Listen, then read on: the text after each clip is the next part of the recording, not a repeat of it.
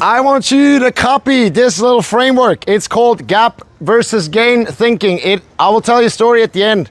It's changed my life. If you apply this, and I promise you everybody can, because it's that freaking simple. That's why I love it.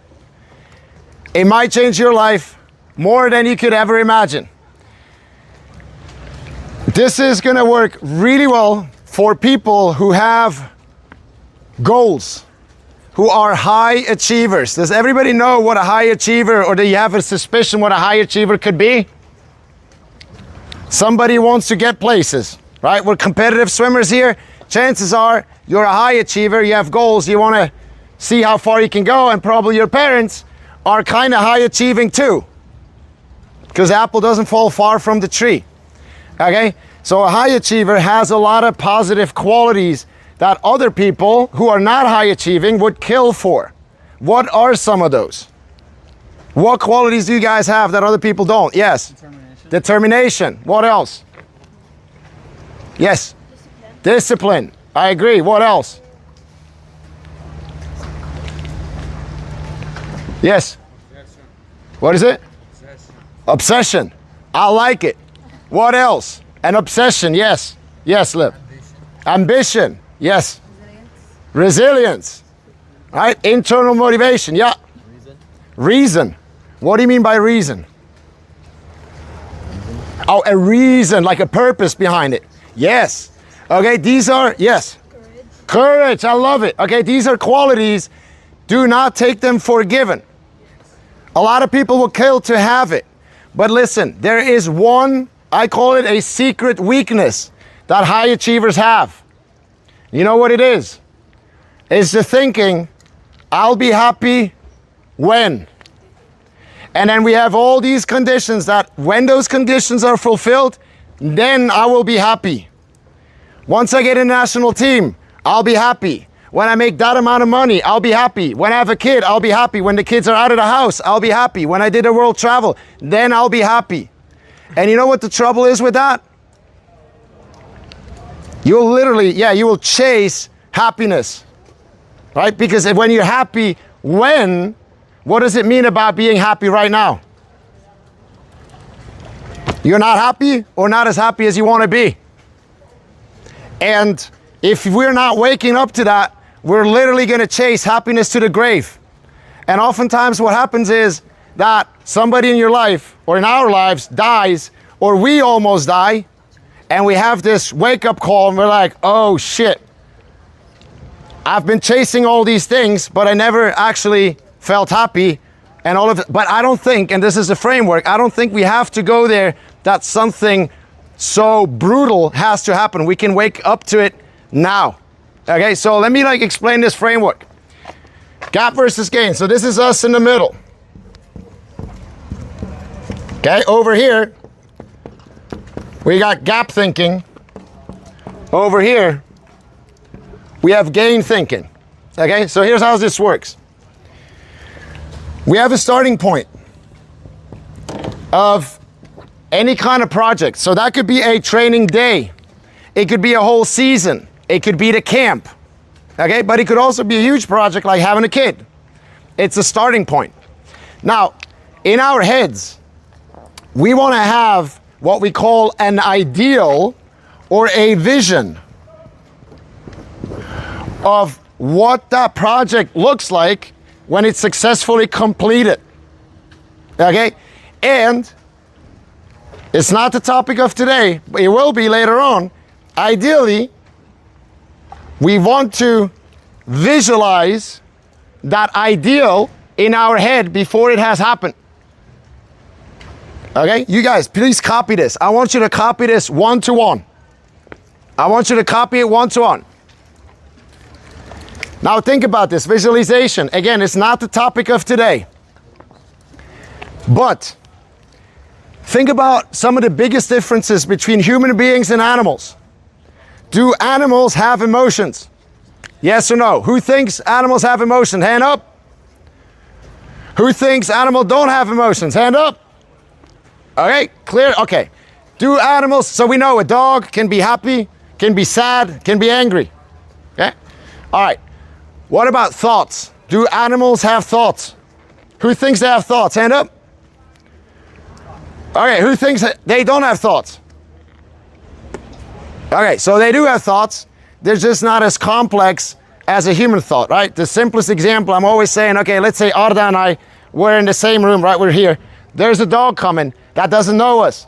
Arda has, I don't know, like a chicken bone in his hands, and I got a big ass T-bone steak. The dog will go, I'll go to Karasek because he's got the T-bone steak, right? So the thoughts are not as complex, but they do have thoughts. But you know what they don't have, as far as we're aware, or as far as we know? They don't have the ability to imagine, to visualize things in their head that have not happened yet. Okay, so for example, I want you guys to close your eyes and imagine, like, look at that nice palm tree. Now close your eyes, and imagine it in pink. Now imagine it in blue. Right, you can all do that. Anybody who can't do that? Okay, so we have the ability to visualize things, see things in our mind that have not physically happened yet. And that is a huge, wonderful gift that the Creator, God, whatever you believe in, the universe has given us. And when you think about it, this is what's called creation. So look around here and notice that everything that is not a plant, we human beings, we have created that. Somebody had an idea, something spiritual, something in their mind to create a pen. And then we moved it into actual physical form. Somebody had an idea for the shirt. Then we made the logo, the microphone, the board, hell, the whole building. It started as an idea, and we human beings have the gift to move it into actual physical form. That's what's called creation. You've never seen a cow create stuff. Right? And so, not the topic of today, but ideally, we want to see what that outcome is. You still with me? Okay, so starting point, we have the ideal in our head. We know what that looks like, right? With the children, I think about this a lot. Because I don't want to mess up. I was going to say I don't want to fuck up. I really don't. So I think about this a lot. I want to be very, very clear. Okay, so we got a starting point, we got the ideal, and now we're going to get going. Okay, so after a day, after a few weeks, depending on the project, we're no longer at the starting point, but also we're not at the ideal. We're somewhere in between. And we call this achieved. And here's where it gets interesting. Here's what high achievers do. We look at what's going on right now, what we experience, where we are. And in our head, we compare what is going on with the ideal that we have in our head. What we thought it should be, and we measure all the things that are missing. We measure what we call the gap.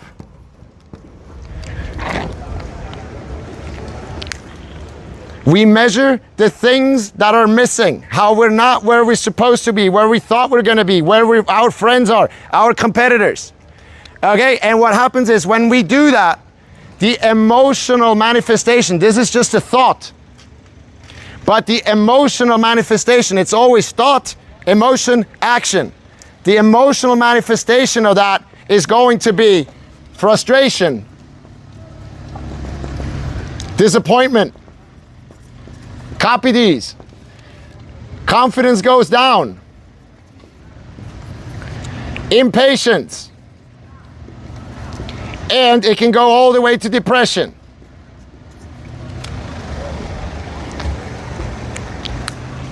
I'll give you a second to write these down. We're going to do a thought experiment. Please, parents, play with me also. Okay? Don't believe me. Let's verify it. Let's do frustration. Everybody here, this works really well with high achievers, has felt frustrated in the past. If you haven't, you're full of shit. Okay, so what I want you to do is connect with a situation. Think of a situation, maybe today, maybe last week, or 10 years ago. I do not care. Find a situation in your mind where you felt frustrated. I'll give you a moment. I want everybody to have a situation when you felt frustrated. Yes. So frustration, disappointment, confidence goes down, impatience, depression. Okay, does everybody have a situation? Anybody not have one? Cool. Now tell me if I'm wrong. In that situation, you were looking at what's going on, what you experience. And in your mind, you compared it against what you thought it should be, what you expected it to be, and boom, you felt frustrated. Is that not true for anybody? Okay? Now the question is, when you're frustrated, because again, this is just a thought, but the emotional manifestation is this energy that travels out. Okay? It's kind of how the universe works. Different topic. But when you feel frustrated, when you're disappointed, when you're low on confidence, when you're impatient, or maybe even depressed, are you going to be the best version of yourself? Do you think people want to hang out with you? Probably not. Right? Okay? So there's we're going to come back to those. Well, maybe why don't we do it now? So if we're not necessarily the best version of ourselves here, why do these emotions exist? Why did God, the creator of the universe, why did it give us those emotions? Why do they exist? There's a very important purpose behind them. To make us appreciate different. To make us appreciate the other side. Okay, so there's always two sides to the coin. Yeah, you're not wrong. You didn't. Push us to keep going. Push you to keep going. I like it. How is it going to do that? Because you're always going to have bad times, but if you keep pushing through the bad times, you'll always have a good one. Yes, there's a nuance to it, Zane. You can use the anger to motivate you. Yes, but there's something else, because you can only do that long. At some point, you're going to give up. There's something very important. Yes, Alex. Say that again. To learn from them. Bingo, right? You're all not wrong. But those emotions are here because they tell us what we need to change. Okay? So I have a good example. You guys probably, a lot of you know, I had this really bad race anxiety, and third year at UVA, at ACCs and NCAs, it happened again, and I was crying and went in the locker room, and I was sitting there, and my coach, Mark Bernardino, who's hopefully going to be on camp next summer, right, has coached many world record holders and Olympic champions. He followed me, and he waited a bit because I was sobbing and stuff, and he put his hand on my shoulder, and he said, David, use the disappointment right now to make a decision, because you have another year. It's the Olympic year coming up, and make a choice that this will never, ever happen to you again. And I knew his words were right. They were true. I didn't know how to solve it, but I used that disappointment finally, and I made a decision that this was never going to happen to me again. And then 3 weeks later, right, I'm not kidding you, that's a coincidence, but it's not. It's not a coincidence. It's how the universe works. 3 weeks later, University of Virginia hired the sports psychologist of Michael Phelps. Guess who was the first guy who raised his hand? Okay? And I had the opportunity to work with him one-on-one for a full year. The guy arrived on campus, he just arrived, and he was there for other athletes too, not just the swimmers.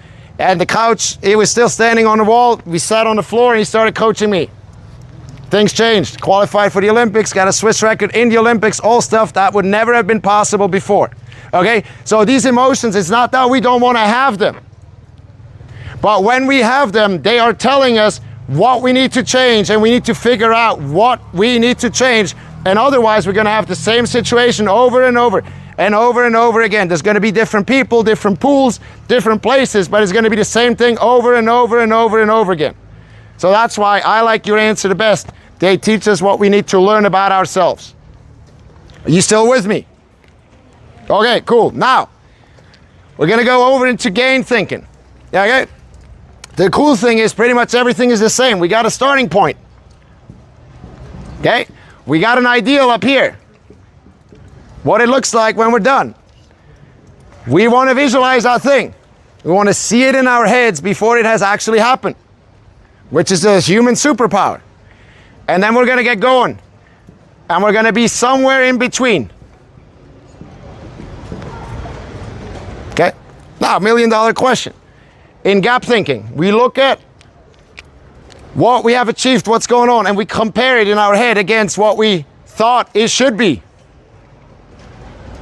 In gain thinking, we look at what's going on. What do we compare it against? We have to gain. Exactly. So you compare it where we are with? What we have to gain to reach that idea. No. Where we are, where we compare it where we at, like at the beginning. Yes. So you look at what's going on now, and you compare it in your head against where you're coming from. So you measure the gains. You measure what's going on now and you compare it against yesterday, last week, last year, 5 years ago. And what's going to happen is when you focus on your progress, the emotion, again, this is just a thought, but the emotional manifestation of that is going to be one of joy, happiness, gratitude, confidence, patience. Now the question, when you're happy, when you're joyful, you're grateful, you're confident, and you're patient, people want to hang out with you? Probably, yeah.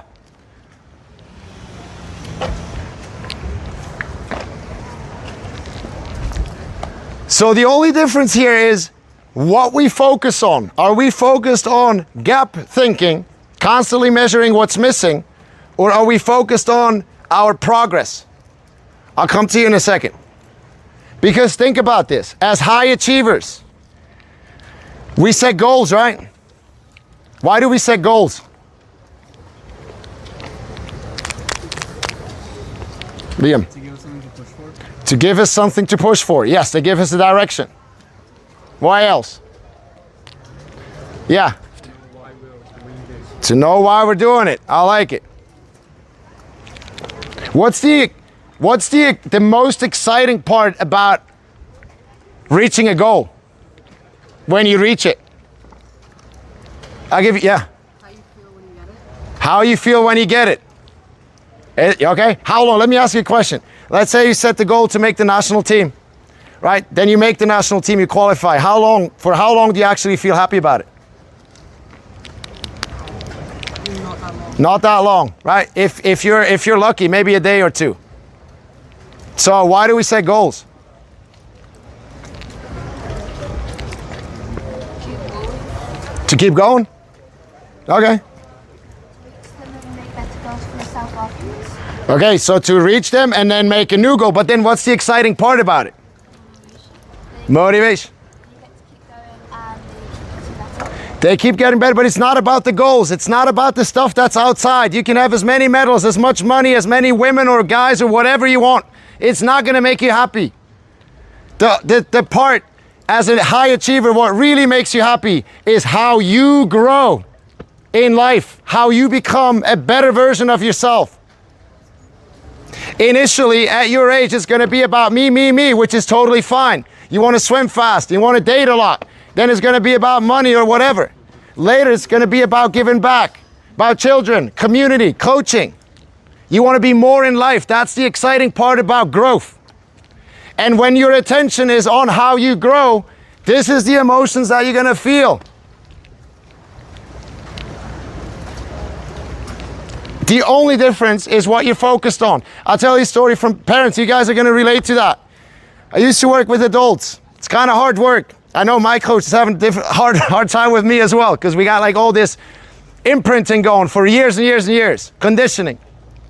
But I had this, and I know there's differences between moms and dads and stuff. I get that. But I just want to tell a story. There was a woman, and she had 2 kids, I think 4, 5, and 6.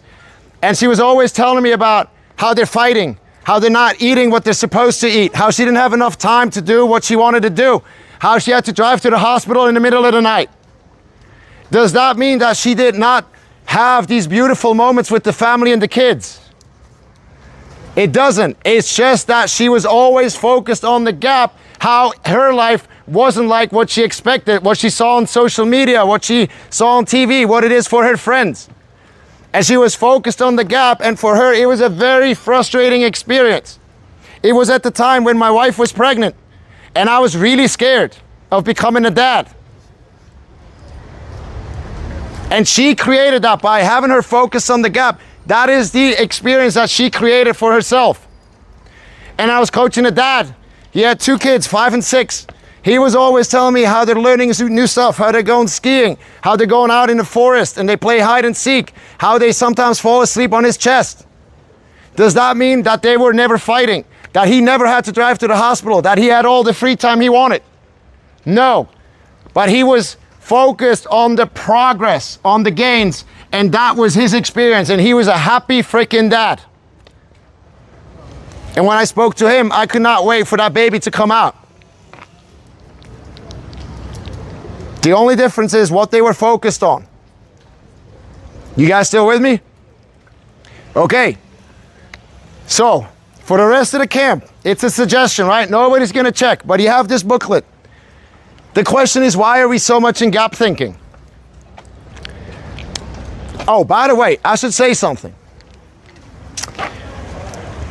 When you're in gap thinking, it does not mean that you cannot be hugely successful in what you do. Michael Phelps is a very good example. Michael Phelps, he was the kind of guy who, let's say breaststroke was like his weakest stroke. It was about when he was like 17 or 18. People were saying, oh, he can't swim breaststroke that well. And he was like, I'll show you.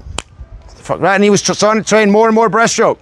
And then he came back for nationals, and I think he got 3rd place at nationals in breaststroke in the US, which pretty much puts you like top 5 in the world. He's the best swimmer that's ever been. But when you dig deeper into Michael Phelps, you also know that he wanted to commit suicide. Okay, so you can be in gap thinking, like you can be hugely successful, make a shit ton of money, swim very fast. But when you look back, you're not gonna have really enjoyed your ride. You didn't enjoy the journey, and this is what this means when we're in gain thinking. Most of the time, not always, most of the time, you can reach your goals and you can look back and be like, that was an amazing journey. Everything was worth it. Okay, so most of the time, we human beings are designed to be in gain thinking and experience these emotions. When these happen, we want to acknowledge them and be like, okay, I am very frustrated. This is making me very sad. And they're telling us what we need to change to learn and get better. So it's not about suppressing these emotions, but it's to listen and let them tell you what you need to change. Okay, so this is fluid. It's not one or the other, but most of the time, human beings are designed to be over there. Give you a good example. A race car, right? A race car or any car, they're designed for like stress. You can like vroom, ramp it up, it's good. But if you go all the time, it's gonna blow up. And it's the same thing. If as human beings, we're always experiencing these emotions, it's called toxic stress. It's gonna destroy your mind, it's gonna destroy you emotionally, it's gonna kill your soul. I'm not kidding, right? So most of the time, we're actually designed to be joyful, happy, grateful, confident with who we are, and patient. And when these happen, they're here to teach you a lesson. And the simplest way that I know, and again, I didn't invent that stuff, right? A man way smarter than me invented that stuff. The way to get out of gap thinking and get more into gain thinking, this is just a habit. Everybody knows what a habit is. That's what we're conditioned to. Because you know where it starts? It starts way earlier than school, but school is a good example. They give you grades. And then in swimming, everything is about times. My mom used to print out the age rankings in Switzerland and then mark, and she didn't know anything about swimming. And then she would mark me, oh, see, you're only number 8. You know, right? She didn't do it on purpose, but I guess it left a scar. Okay, it's just a habit. And so to change the habit, we need to do something for a couple of days to change it. And the easiest way I know is you write the date, 1/1/26. And then you write down 3 gains that you had during the day, right? You go 1, gain, 2, gain, 3, gain. One specific sentence about something you gained today.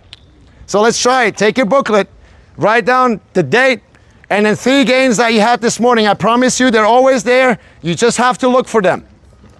Parents, do it in your mind. Do it in your mind. 3 gains that you had today. I want the same. Try to be a little specific. Don't just write down good workout. What made the workout great? Maybe the backstrokers learn how to not blow air out when you're doing underwaters. Maybe, as an idea.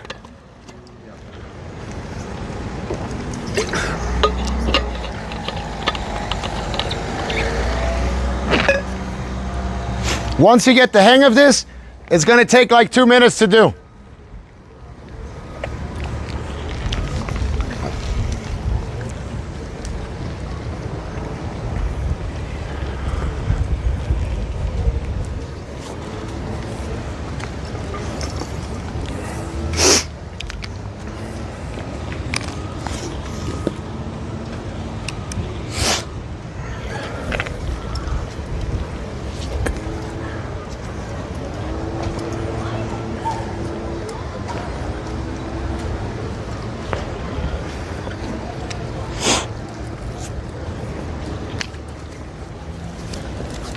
So my suggestion for the rest of the camp, nobody's going to check on you, right? It's your responsibility.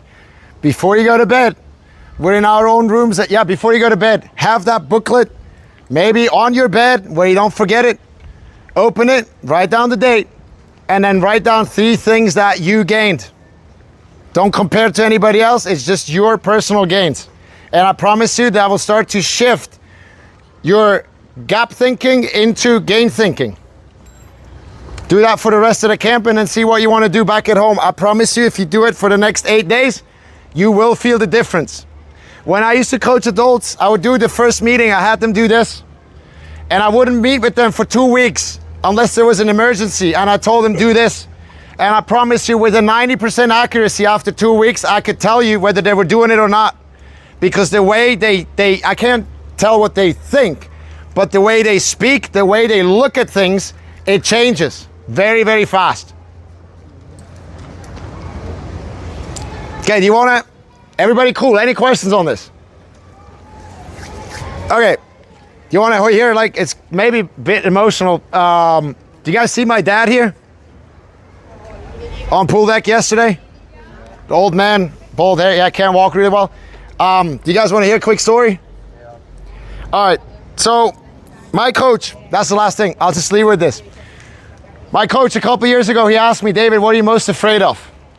And I had thought about that question a lot, so I knew the answer. It's not snakes, it's not jumping out of airplanes, it's not a cold ice bath or whatever. It was to tell my dad that I love him. Because I don't know how much you know about Eastern European upbringing back in the day, but he was taught to never show his emotions. And if he did, he would run away. If he had emotions, he would just run away. So I cannot remember when my dad ever told me that he loves me. We're very close. I know he does. Maybe he said it when I was little, but I cannot remember him telling me, I love you. And I started thinking about this, and I never told him that I love him. And I have this, in my office, I have like a huge piece of paper, like really big, and there's all these boxes. There's 4,000 boxes. And every box is 1 week in an average 88-year-old life. And every Sunday I have to go, I'm 38 now, and I have to go and I have to cross 1 box off. And I'm looking at the thing and it's like, almost halfway gone. And my dad was 72 at the time and it's almost gone. So I made a decision that because I love my dad, and I think as a dad, what you want is that your kids are well and happy. But one of the most beautiful things is when your kid, and I don't know that now because I have kids, when they tell you, I love you. So I wanted to man up, and I made a decision that I want to let my dad know that I love him, because there's one way to act like you love him, but it's a whole different level when you act like you love him and you tell him that you love him. So with my coach, we came up with a plan. But it was scary, right? So I came up with a plan and I said, okay, I'm going to practice with my sister first. And so I knew I was going to see her next week. So I started on WhatsApp, starting something new, starting to send some hearts to pre-frame the conversation a little bit. We had a good evening together, and yeah, and I gave her a big hug. And I said, Rebecca, you're the best sister in the world, and I love you. And she was so confused, like, Dave, she calls me Dave. Oh, I love you too. It was super awkward, but beautiful. I was like, okay, that was all right, felt good. And so next would be my brother. And okay, he's a man, so I didn't do the hearts, but we had a good evening as well, just together. At the end, I gave him a big bear hug. I said, bro, I love you. He said, bro, I love you too, right? Felt good, motivated. Next up was my mom. Again, you know, woman, a couple days before I know I was gonna see her, I was sending some hearts through WhatsApp. And then we cooked together, had a beautiful evening, and at the end, I gave her a long hug and said, Mom, I appreciate everything you've done for our family. You're the strongest person in the world that I know, and I love you. And then Mom started crying. I had to start crying, and we gave each other a really long hug. It is so beautiful. And I thought, okay, I'm ready for the big boss, right? And so we had a birthday party of my sister. And, you know, bear in mind, I was like over 30 at the time already. And we had, you know, a couple glasses of wine and stuff, and I felt more courageous, I guess. And so everybody, it was like evening 10 o'clock before we were gonna go home. Everybody left somewhere in the house, but my dad, he just kind of stood there in the corridor. And I thought, okay, this is my chance. It's like, Dad, I want to tell you something. And I started walking towards my dad. And as I walk, I could barely breathe. I could feel my heart started pumping. You know, these exact feelings that I had before like really important races. And I stood in front of him. I closed my eyes to try to do like my breathing technique. But then I chickened out. And I just, Dad, I forgot. Thank you so much for the dinner. I'll see you soon. I gave him a hug and I left. And I was like, fuck, that didn't work out. Had a coaching call with my coach, and he asked, okay, what are you most afraid of? What's the worst thing that you can imagine could happen? And I thought about it, and I thought, he's not gonna hit me. The worst thing that I could imagine is that he would kind of go like this and walk away, reject me. And I made a decision that for me, I'm gonna take that risk and tell him anyway, because if he does that, that's on him. All right, that's on him. So 2 weeks later, a birthday party of my brother. It was a Tuesday, no alcohol involved. Same situation, everybody somewhere in the room or somewhere in the house. And my dad over there was like, okay, Dad, I want to tell you something. And I walked towards him. Same exact feelings, heart pounding, could barely breathe. And I stood in front of him. I literally, like, I'm not kidding you guys. I closed my eyes and I did my Michael Phelps breathing technique, right? I just stood there. And I opened my eyes, I look him in the eye, and I go, Dad, you're the best dad in the world. I appreciate everything you've done for my family. You've always supported us, my brother, my sister, myself, and I love you. And then you should have seen the freaking smile on his face. It went up here.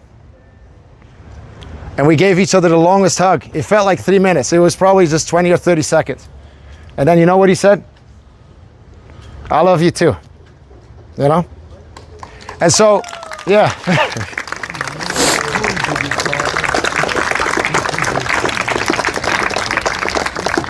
So, you know, it's not, and if I could do that, the thing that scared me the most in my life, I promise you, it's gonna, this thing, if you use it, it's gonna give you some kind of strange, awesome superpowers. And you see, when you look at the gain here, it doesn't mean that it's gonna work out the first time every single time, because it didn't. I failed. But it will give you the stamina, the motivation. It will give you the long breath to follow your vision and to do very difficult things. So my ask or my recommendation to you with a bit more experience than you guys is to use this for the rest of the camp. As my coach always says, try it on for size. If it fits, keep it. If it doesn't fit, throw it away, but you got nothing to lose. If you do this for 8 days and it's gonna take you, say, 3 minutes, it's 24 minutes. The best thing that can happen is it changes your life like it did mine. The worst thing that can happen is you wasted 24 minutes of your life, which I know a lot of you, that's like, you know, already done by social media by like 9 o'clock in the morning. And then you say Karasek is full of shit, and that's it, right? That's the worst that could possibly happen. Cool. Thank you for your attention. I will see you down for lunch.